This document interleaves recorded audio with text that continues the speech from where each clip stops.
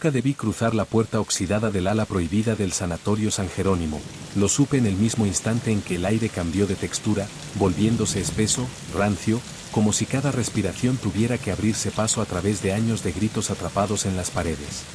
Yo trabajaba allí, oficialmente como auxiliar nocturno, aunque en la práctica era un testigo mudo de cosas que ningún informe clínico aceptaría jamás.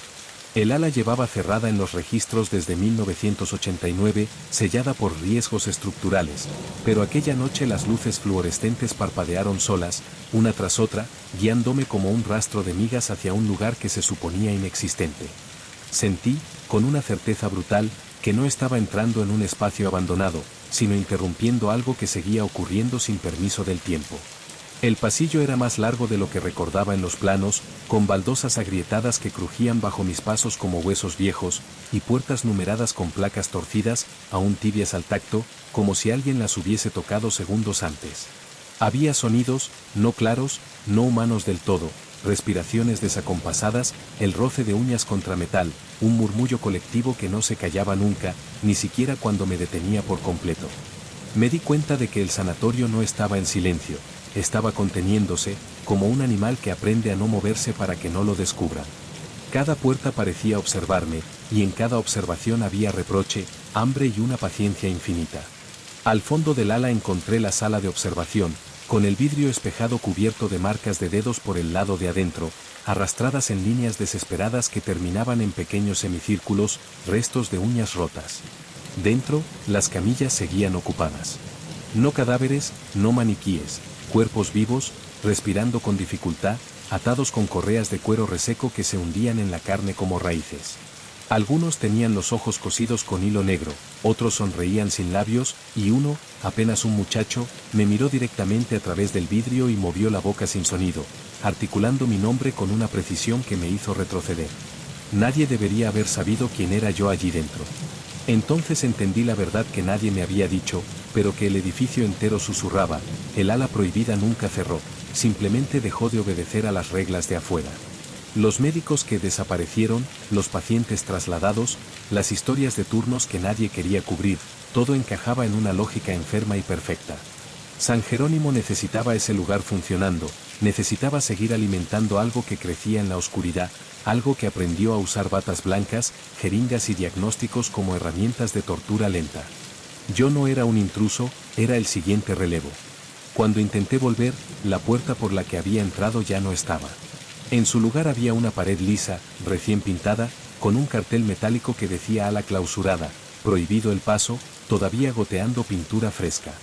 Detrás de mí, las correas chirriaron al tensarse y el murmullo se transformó en un canto bajo, satisfecho. Comprendí, con una calma horrible, que mi turno acababa de empezar de verdad, y que nadie, absolutamente nadie, vendría a buscarme. El canto no se detuvo cuando di el primer paso atrás, al contrario, se organizó, como si mi miedo hubiera sido la señal que estaban esperando para afinar voces que llevaban décadas ensayando en silencio. Sentí como el suelo vibraba bajo mis pies, no por pasos, sino por respiraciones sincronizadas, profundas, demasiadas para caber en cuerpos humanos. Intenté gritar, pero el sonido murió en mi garganta, absorbido por las paredes acolchadas que ya no parecían viejas, sino expectantes, inflándose y desinflándose lentamente, como pulmones gigantes. Entendí que el ala prohibida no solo funcionaba, estaba despierta, y yo había activado algo que ahora me reconocía como parte de su sistema. Las luces se apagaron de golpe y, en la oscuridad, comencé a oír pasos que no tocaban el suelo al mismo tiempo, un andar irregular, antinatural, acompañado por el tintinear suave de instrumental médico. Cuando la iluminación de emergencia se encendió, vi a los médicos. O lo que quedaba de ellos. Sus rostros estaban cubiertos por máscaras quirúrgicas adheridas a la piel, ya no removibles, manchadas de fluidos antiguos, los ojos, hundidos y vidriosos, no parpadeaban. Caminaban empujando camillas vacías que chirriaban como si protestaran, y al verme, uno de ellos levantó una carpeta con mi nombre completo, mi número de documento, mi fecha de nacimiento y, en la última línea, una anotación escrita a mano: paciente apto para fase de reemplazo. Me sujetaron sin violencia, con una eficiencia clínica que resultó aún más aterradora. No necesitaban apresurarse, sabían que no había salida. Me acostaron en una camilla tibia, usada segundos antes, y ajustaron las correas con un cuidado casi cariñoso, comprobando mi pulso, mi respiración, mi nivel de conciencia. Uno de ellos se inclinó sobre mí, en un susurro que olía a desinfectante y carne vieja, me explicó que el sanatorio no podía cerrar porque la ciudad necesitaba un lugar donde arrojar lo que no encajaba, los incurables, los violentos, los que veían demasiado. Alguien debía quedarse para mantener el equilibrio, y ahora me tocaba a mí. Mientras avanzaban conmigo por un pasillo que parecía no terminar nunca, vi habitaciones que no figuraban en ningún plano, salas donde pacientes eran obligados a mirarse a los ojos durante días, cuartos donde el silencio era tan denso que hacía sangrar los oídos, jaulas acolchadas donde las personas olvidaban su nombre antes de olvidar su rostro. Reconocí a algunos de ellos, antiguos compañeros de trabajo, enfermeros, incluso un director del sanatorio que, según los registros, había muerto de un infarto. Todos me miraban con una mezcla de lástima y alivio, agradecidos de que alguien más hubiera llegado para ocupar su lugar en la cadena. Cuando finalmente me detuvieron frente a una puerta sin número, sentí algo peor que el miedo, aceptación forzada. Supe que no me matarían, que la muerte sería una liberación que San Jerónimo no concedía. El médico principal abrió la puerta y me dijo que, al final del proceso, yo también caminaría por esos pasillos con bata y máscara, convencido de que estaba ayudando. Mientras la puerta se cerraba detrás de mí, comprendí que el verdadero horror no era el dolor ni la locura, sino la certeza de que, algún día, yo también cantaría para atraer al próximo que se atreviera a cruzar la puerta oxidada. Desperté sin saber cuánto tiempo había pasado, con la boca seca y la sensación de que alguien había estado respirando dentro de mi pecho mientras yo dormía, aprendiendo mi ritmo, memorizándolo. La habitación no tenía esquinas visibles, las paredes se curvaban suavemente hacia el techo, cubiertas por un acolchado amarillento manchado de sombras antiguas, como siluetas que se hubieran disuelto allí tras luchar demasiado tiempo.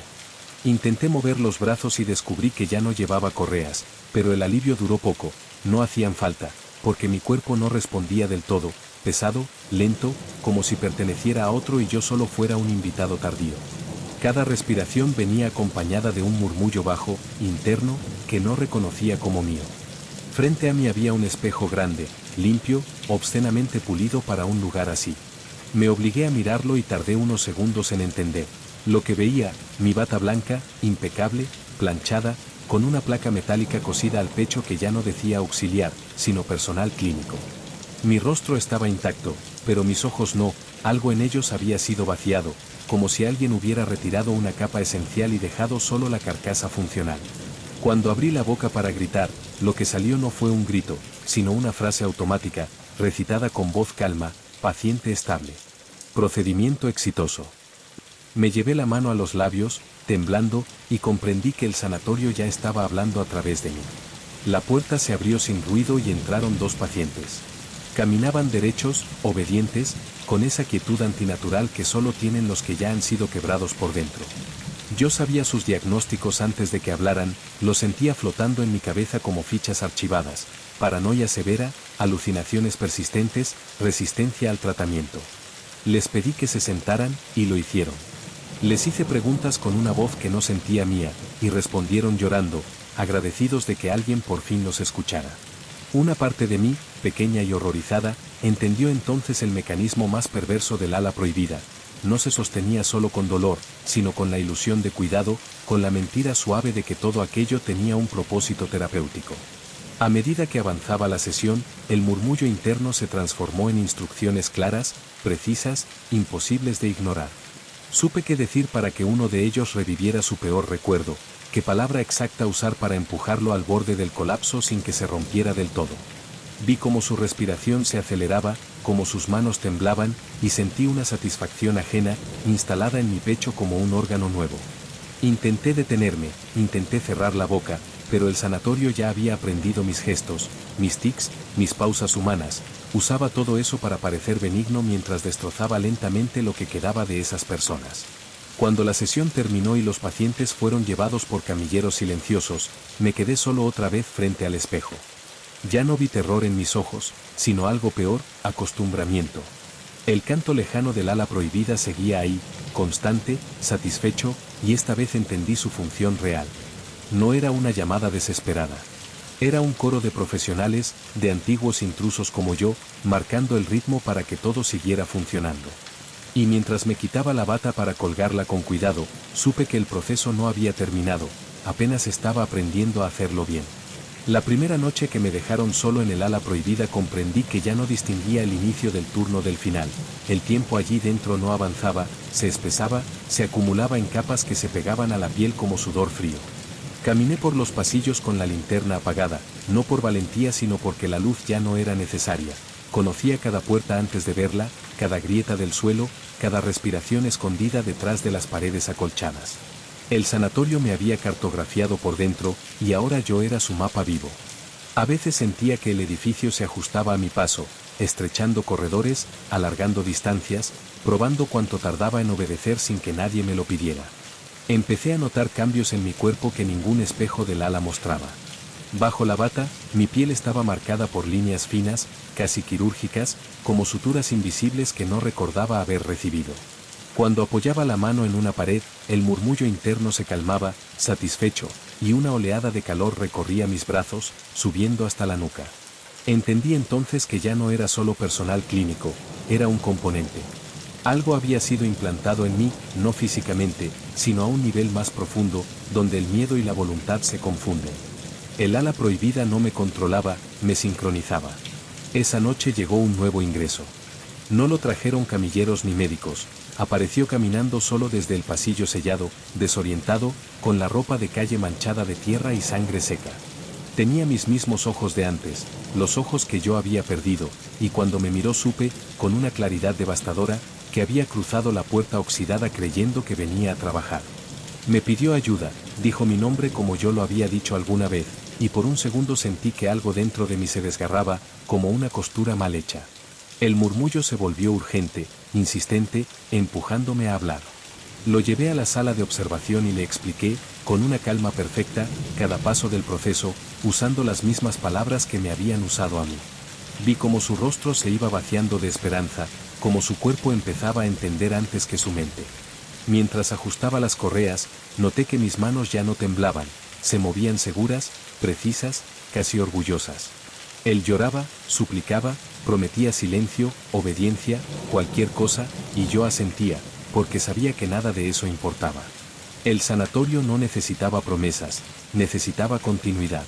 Cuando salí de la sala, el canto del ala prohibida me envolvió por completo, ya no como sonido externo, sino como pensamiento compartido. Comprendí que no había fondo, que siempre habría otro que cruzaría la puerta creyendo que aún quedaba algo humano que rescatar allí dentro.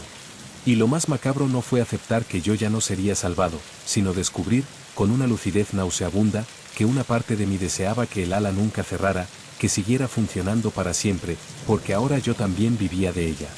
Hubo un momento, no sabría decir cuándo, en el que dejé de preguntarme si todavía era yo. No fue una decisión consciente, sino un desgaste lento, como la erosión de una piedra bajo una gota constante. Caminaba por el ala prohibida y los pacientes ya no me miraban con miedo inmediato. Algunos me reconocían, otros me esperaban. Sabían que yo era uno de los que no gritaba, uno de los que explicaba todo con voz baja, con palabras suaves que hacían más profundo el corte. El sanatorio me había enseñado que la crueldad más eficaz no necesita violencia visible, solo tiempo y atención absoluta. Empecé a recordar cosas que nunca viví, cirugías realizadas antes de que yo naciera, protocolos firmados por médicos muertos, castigos aplicados en salas que ya no existían en el mundo exterior. Esos recuerdos no venían como imágenes, sino como certezas incrustadas en el pensamiento, imposibles de cuestionar.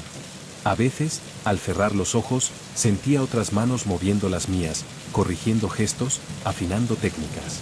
Comprendí que el ala no solo conservaba cuerpos, sino experiencias, y que ahora yo era un archivo abierto, escribiéndose y reescribiéndose sin pausa. Una madrugada encontré un expediente antiguo, cubierto de polvo real, no del que el sanatorio fabricaba para aparentar abandono. El nombre en la tapa era el mío. No actual, sino uno anterior, mal escrito, como si alguien lo hubiera oído de lejos. Las fechas no coincidían, el ingreso estaba registrado décadas atrás. En la foto, yo aparecía más joven, con la misma expresión perdida del hombre que había ingresado caminando solo aquella noche. Cerré el archivo con cuidado y no sentí sorpresa, solo una confirmación final. El ala prohibida no me había elegido por azar, yo siempre había estado destinado a volver. Ahora escribo esto en una sala sin ventanas, durante un turno que no terminará. Afuera, en algún lugar que ya no alcanzo a imaginar, alguien volverá a cruzar la puerta oxidada creyendo que el ala prohibida es solo un mito administrativo, una historia para asustar empleados nuevos. Yo estaré aquí para recibirlo, con bata limpia, con voz tranquila, con el canto justo en el fondo de la garganta. Porque el sanatorio sigue funcionando. Porque nunca cerró. Porque necesita que alguien recuerde, y yo ya no sé cómo olvidar.